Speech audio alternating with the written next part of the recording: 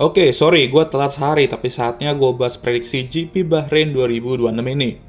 Bentar bang, tapi kan Oke, mengingat kita sudah kesini juga di bulan Februari untuk testing, harusnya prediksi kali ini bisa lebih masuk ke akal lah ya. Dan semoga gue nggak perlu challenge lagi kayak di Suzuka kemarin tuh. Gue untungnya lolos dari challenge karena prediksi gue lumayan mantep di situ. bang, lu lupa kalau Oke lah, jadi tanpa basa-basi langsung kita ngopi dan bahas ini. tapi bang,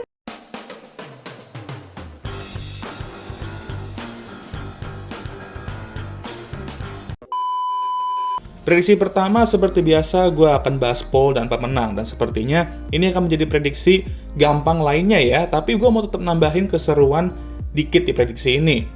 Jadi poll let's say George Russell lah ya, dan diharapkan weekend tanpa isu ini dia mampu comeback. Lalu untuk pemenang gue juga akan sebut dia lagi. Tapi kemarin di momen ikonik gue ada bahas soal Bahrain Grand Prix 2014, di mana tahun itu terjadi regulasi baru yang besar khususnya di PU, yaitu V6 Hybrid ya. Dan di balapan itu terciptalah sebuah silver war Mercedes antara Nico Rosberg dan Lewis Hamilton. Yang dimana gue akan nambah sedikit di prediksi ini bahwa gue memprediksi kedua Mercedes di tahun ini ya, George Russell dan Kimi Antonelli, bakal mereplika duel itu di musim ini. Bakal sinema kali ya kan, setelah 12 tahun tercipta lagi duel panas di negara yang panas, di malam yang panas, dan di musim yang panas. Dan fans pun gue yakin bakal panas ngeliat duelnya ya bang. Bukan. Panas bakal ngeliat balapan musim ini yang penuh super clipping, penuh recharge battery, penuh artificial overtake. Tolong berikan kita real racing balik ya kan? Ya, kalau itu sih gue setuju kalau real racing perlu balik. Soalnya udah nggak ada di Play Store.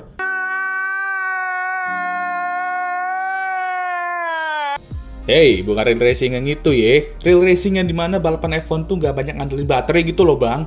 Oh ya udah sih, sorry ngamuk-ngamuk baik. Nah, next kita ke Ferrari deh. Gak tahu ya, rasanya udah lama juga nih gue nggak bahas soal Ferrari di video gue. Walaupun nanti gue juga udah siapin sih, antara minggu depan atau ya lihat nanti aja lah kapannya ya. Jadi prediksi gue Ferrari di balapan ini akan kembali finish di atas McLaren. Karena kemarin di Suzuka mereka nggak hanya tertinggal dari Mercedes, tapi dari McLaren juga.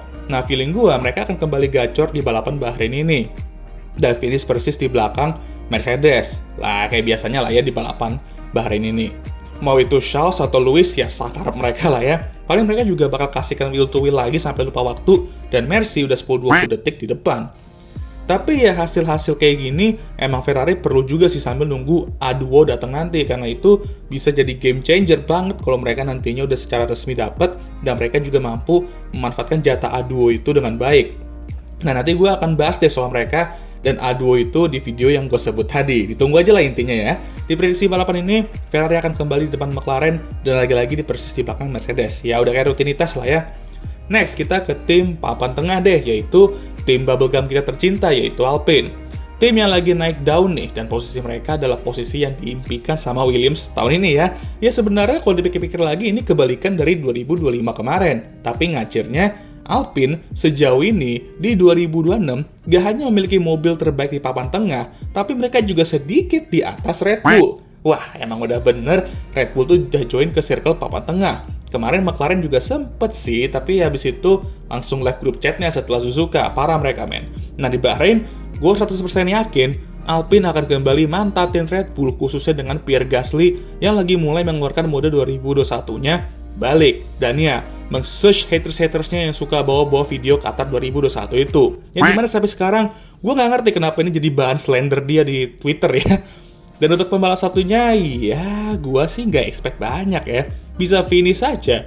Itu udah minimum paling jelek. Kalau sampai DNF, ya Flavio sih udah langsung mengeluarkan ultimate chakra mode-nya untuk membuat panggilan. Panggilan untuk menyelamatkan dirinya dari netizen Argentina.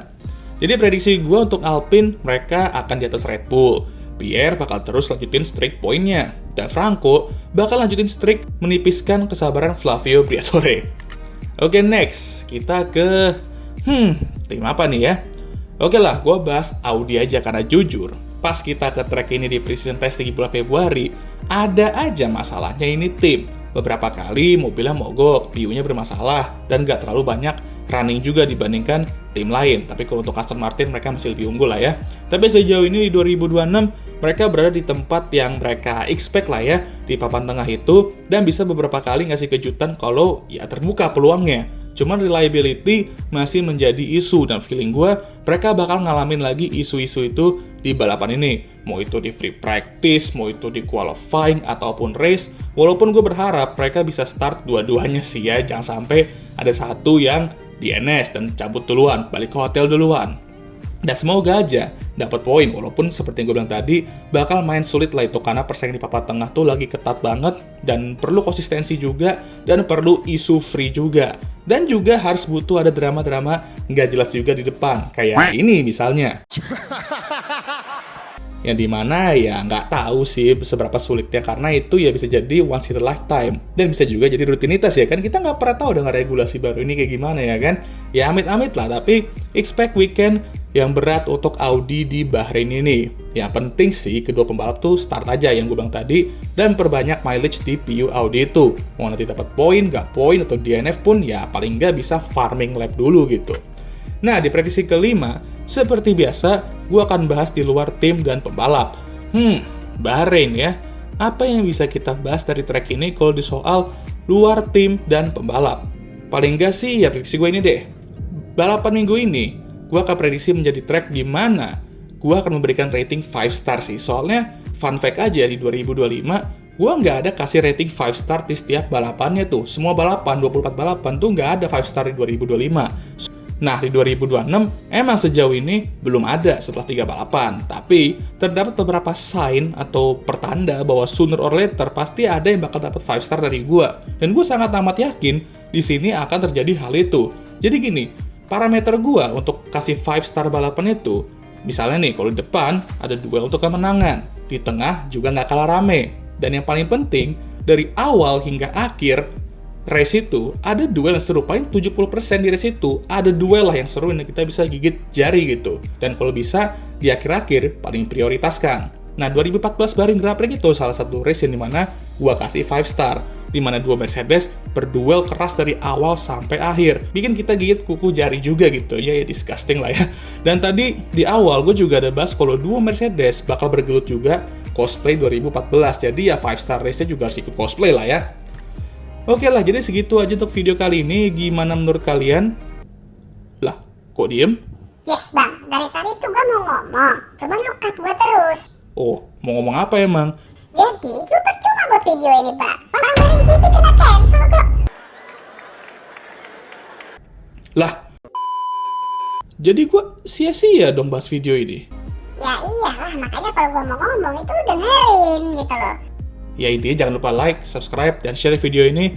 Dan jangan lupa juga untuk menyalakan lonceng notifikasi agar kalian semua tahu ketika gue ngupload video baru. Jangan lupa juga untuk follow Instagram gue. Iya ya, kira cancel, ngapain gue bahas video ini kalau gitu ya? Ya wes lah, seperti biasa video ini akan ditutup oleh... Okay guys, thank you for watching.